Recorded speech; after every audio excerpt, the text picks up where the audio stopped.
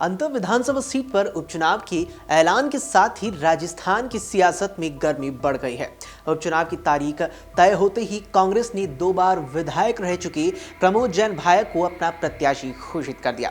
हालांकि ये उपचुनाव सिर्फ एक सीट के लिए है, लेकिन इसकी जीत या हार सियासी संदेश काफी दूर तक देने वाली है। बीजेपी अब इस बात पर मंथन कर रही है कि किस चेहरे को टिकट दिया जाए। दरअसल ये विधानसभा सीट झालावाड़ लोकसभा क्षेत्र में आती है, जो वसुंधरा राजे के बेटे दुष्यंत की संसदीय सीट है। वसुंधरा राजे भी इससे पहले सांसद रह चुकी हैं। उन्होंने साल 1989 में पहला चुनाव लड़ा और 1991, 1996, 1998 और 1999 भी इस लोकसभा सीट से जीत भी हासिल की। इसके बाद उनके बेटे दुष्यंत लगातार 5 बार लोकसभा चुनाव इसी सीट से जीत चुके हैं। बीजेपी में झालावाड़ की सियासत पूरी तरह वसुंधरा राजे पर निर्भर रहती है। पिछले विधानसभा चुनावों में कंवरलाल मीणा भी वसुंधरा की पसंद से ही उम्मीदवार बने थे और चुनाव जीतने भी सफल भी रहे थे।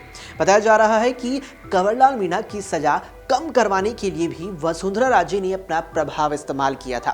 बताया जाता है कि राजे के कहने पर ही कंवरलाल मीणा की सजा कम करने के लिए सरकार की ओर से राज्यपाल को तैयार कर प्रस्ताव भी भेज दिया गया था। लेकिन इस बीच निर्वाचन आयोग ने उपचुनावों की तारीखों का ऐलान कर दिया। इसका मतलब है कि वसुंधरा राजे की सिफारिश सुनी गई, लेकिन पूरी तरह मानी नहीं गई।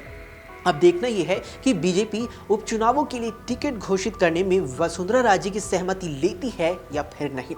वहीं कांग्रेस के प्रत्याशी प्रमोद जैन भाया इस सीट के मजबूत दावेदार माने जा रही है। वे 2 बार गहलोत सरकार में मंत्री भी रह चुके हैं। ऐसे में बीजेपी को भी यहाँ पूरी ताकत से चुनाव लड़ना होगा। संभावना है कि वसुंधरा राजे कंवरलाल मीणा के परिवार या अपने समर्थक प्रभुलाल सैनी में से किसी को भी टिकट दिला सकती हैं, क्योंकि वे पहले भी यहाँ विधायक रह चुकी हैं।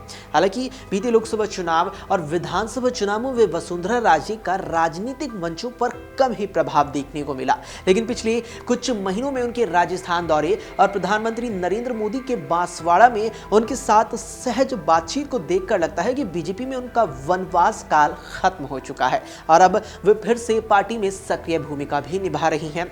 वरिष्ठ पत्रकार नारायण बारेड का कहना है कि इस सीट के जीतने या हारने से बड़ा फर्क नहीं पड़ेगा, लेकिन बीजेपी जिस रास्ते पर जा रही है उसमें पुराने स्थापित नेताओं को दरकिनार किया जा रहा है। अगर टिकट बंटवारे में वसुंधरा राजे की सहमति ली भी जाएगी तो इसके लिए पार्टी उनसे कोई ना कोई समझौता जरूर करवा सकती है। अभी के लिए इतना ही। देश और दुनिया की तमाम खबरों के लिए आप देखते रहें अमर उजाला।